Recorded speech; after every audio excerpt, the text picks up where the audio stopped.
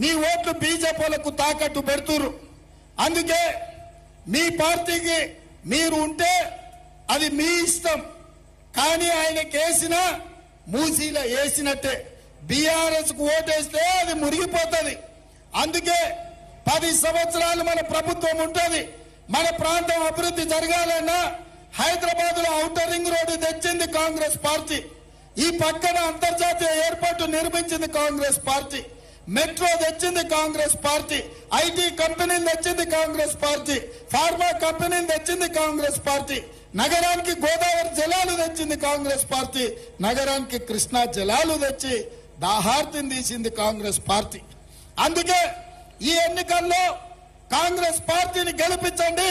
రంజిత్ రెడ్డిని అత్యధిక మెజార్టీతోని గెలిపించాల్సిందిగా మిమ్మల్ని అందరినీ అడుగుతున్నా. 10 సంవత్సరాలు కాంగ్రెస్ ప్రభుత్వం ఉంటది. నేను ఎందుకు ఈ మాట చెప్తున్నా అంటే 94 నుంచి 2004 వరకు తెలుగుదేశం పార్టీ ఉన్నది 10 ఏళ్ళు. 2004 నుంచి 2014 వరకు కాంగ్రెస్ పార్టీ ఉన్నది అధికారంలో 10 ఏళ్ళు.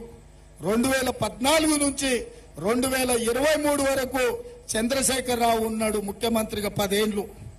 ఇవాళ మనకు 2024లో అధికారం వచ్చింది.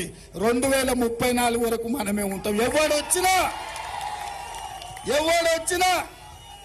ఎవడెంత ఏడ్చుకున్నా అంగి చింపుకొని తుక్కు కూడా చౌరత్తలో దొర్లి ఏడ్చినా 10 ఏళ్ళు మన ప్రభుత్వం ఉంటది. ఈ ప్రాంతాన్ని అభివృద్ధి చేస్తుంది. ఇది నాకు కొత్త కాదు. మా ఊరికి కల్వకుర్తికి పోవాలంటే రోజు ఇట్లకెళ్ళనే పోవాలి. అవునా? మరి తుక్కుగూడెం గాని కందుకూరు గాని ఈ ప్రాంతాన్ని అభివృద్ధి చేసే బాధ్యత నాది.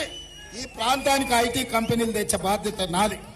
అందుకే మిత్రులారా, మీరందరూ కాంగ్రెస్ పార్టీని గెలిపించాలనేది, రంజిత్ రెడ్డిని గెలిపించాలనేది నేను అడుగుతున్నా.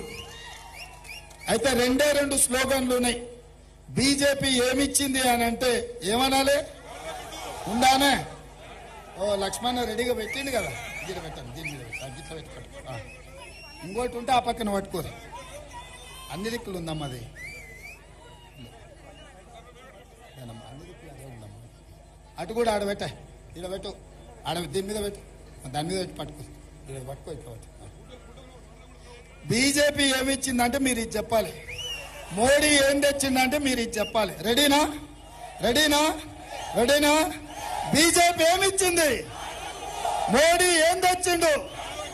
బీజేపీ ఏమిచ్చింది? మోడీ ఏం తెచ్చిండు? బీజేపీ ఏమిచ్చింది?